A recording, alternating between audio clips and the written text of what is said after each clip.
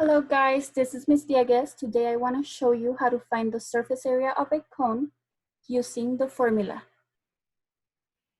Before I go on, I want to show you the difference between the two heights on a cone. So first off, we have the slant height.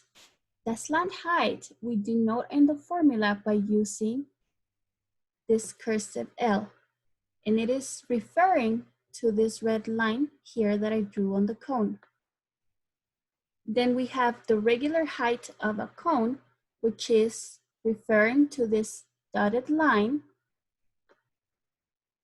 that goes from the center of the circle all the way to the vertex or the pointy part of the cone.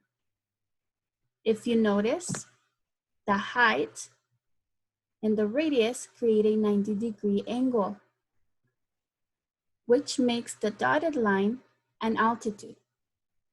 The radius, the altitude, and the slant height create a right triangle, which means that if you ever have any missing lengths, you can use the Pythagorean theorem to find any missing length.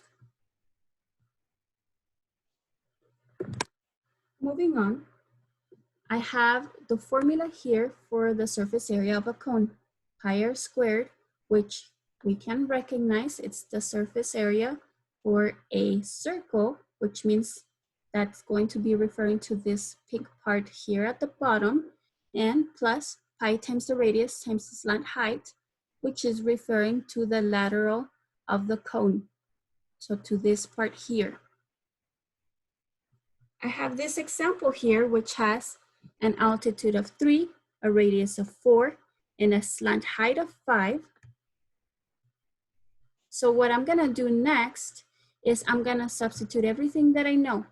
And if you notice, I didn't have any missing lengths, so I was able to just substitute everything into my formula. At this point, you should be able to put it into a calculator. However, depending on the calculator that you have, it might read it wrong. So I recommend that you simplify it as much as possible. When we simplify, 4 squared becomes a 16. 4 times 5 is 20. We always carry the pi. 16 pi plus 20 pi is 36 pi.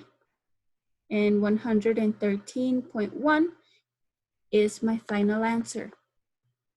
Again, the radius was 4.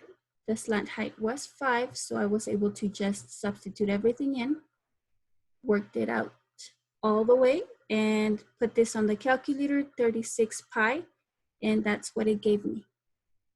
Another thing, do remember that these two are like terms because they both have pi, so we're able to just add them. It's the same as if you have 16x plus 20x.